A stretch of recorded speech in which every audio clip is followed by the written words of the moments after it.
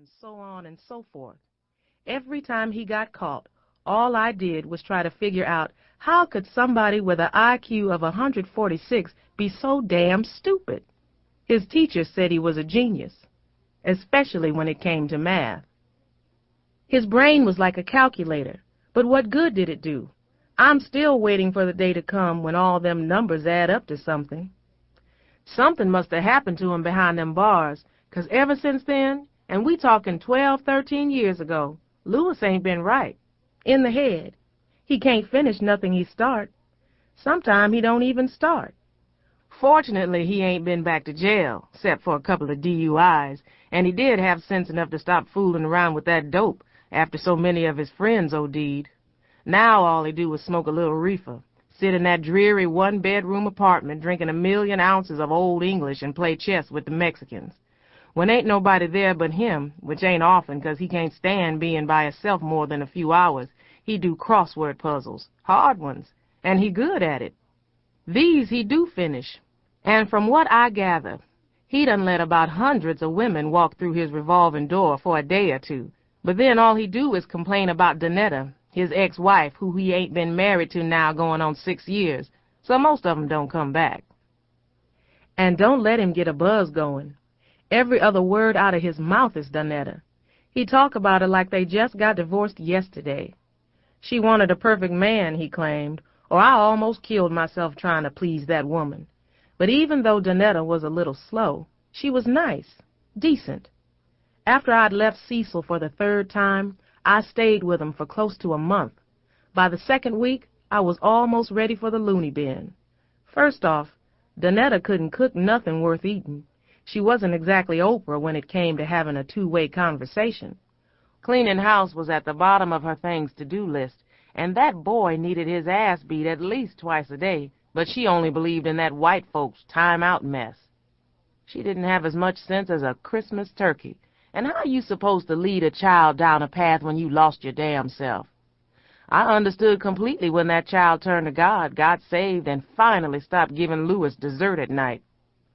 A few months ago, she sent me a pink postcard from some motel in San Diego saying she got married, is 7 months pregnant, and they already know it's a girl, and her new husband's name is Todd, and he wants to adopt Jamil, and what do I think about all this? And then, P.S., not that it should matter, but Todd is white.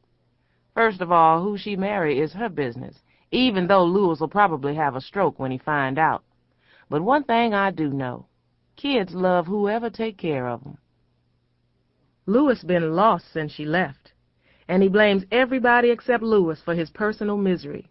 Can't find no job. I'm a threat to the white man, he says. How, I ask. You more of a threat to yourself, Lewis. He huffs and puffs. I'm a victim, and I say, I agree, of poor-ass planning. And then he goes off and explains the history of the human race, and then black people, and then finally we get to the 20th century and the castration of the black man that's still going on in society today, because just look at how successful the black woman is compared to us.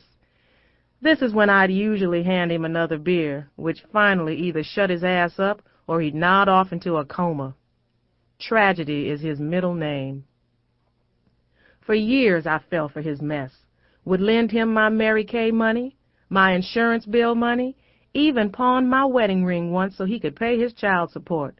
But then it started to dawn on me that the only time he called is when he wants something, so I stopped accepting the charges. Last week he come calling me to say another one of his little raggedy cars broke down on the side of the freeway, way out in redneck country where Rodney King got beat up, and I guess I was supposed to feel sorry for him, which I did, for a hot minute. But then I remembered he ain't had no driver's license for close to a year. And then he asked, could I wire him $350 till his disability check came, and this time, this was my answer. Hell no. He got mad. You don't care what happens to me, do you, Ma? Don't start that mess with me, Lewis. You don't understand what I'm going through, not one bit, do you? It don't matter whether I understand or not. I'm your mother, not your wife, not your woman, and I ain't no psychiatrist neither. What happened to Conchita? It's Carlita, Comacita, Consuela, Conleche, whatever. We broke up. I'm shocked. I need your help, Ma, for real. So what else is new? You ain't even supposed to be driving, Louis. Then how am I supposed to look for work or get to work? I decided to just pretend like I didn't hear him say the word work. I don't know. Call one of your friends, Louis. I ain't got no friends with that kind of money. It's tough out here for black men, Ma, and especially if you handicapped. Don't you know that? I didn't know you was handicapped. I got arthritis. And I'm 3 months pregnant with triplets. How come don't nobody ever believe me when I tell the truth? I can't hardly ball up my fist, my knuckles is so swollen. And on my right wrist, the bone is sticking out. Oh, never mind. Ma, please. I have to go now, Louis. I ain't got no $350. Yes, you do. You calling me a lie? No. I'm telling you, all my money is spent. Where's Daddy? Barbecuing. Where you think, I say, lying my butt off. Could you ask him and tell him it's for you? I just started laughing. First of all, I ain't seen Cecil in over a month, but I didn't feel like getting into it right then. He groaned. How about $200 then? That's when I slammed the receiver down because I couldn't stand hearing him beg.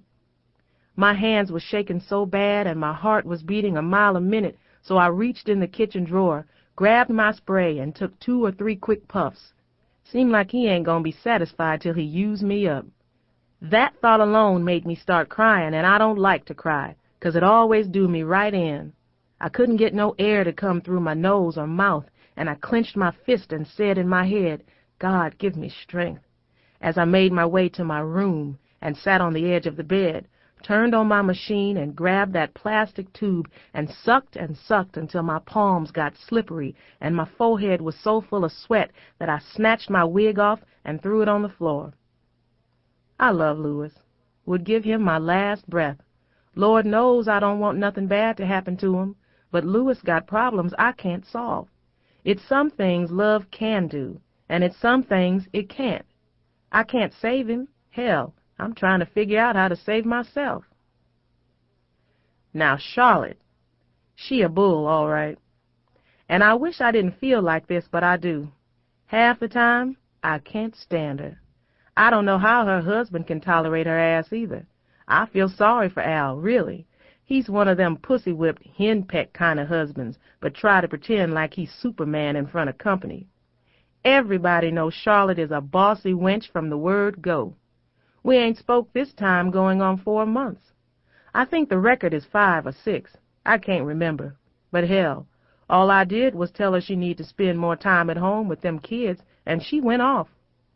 When was the last time you worked full-time, took care of 3 kids and a husband, ran a household and 3 laundromats, Mama, huh? Never, I said. So how can you sit there on your high horse telling me what you think I should be doing? Get some help and stop trying to do it all yourself. Do you know how expensive housekeepers is these days? Oh, stop being so damn cheap, Charlotte. You don't have no trouble spending it. Cheap? Let me... I heard Tiffany got expelled and Monique is running her mouth so much in class that she might be next. Who told you this? Janelle? With her big mouth. I know it. I just know it. Well, first of all, it ain't true. It is true. And it's your fault for not being there to keep their behinds in line. I'ma pretend like I didn't hear that. But let me tell you something, Mother. Tiffany did not get expelled. She got sent home for wearing too much perfume, 'cause half the class, including the teachers, started getting nauseous. And for your information, Monique just told a joke that made everybody laugh.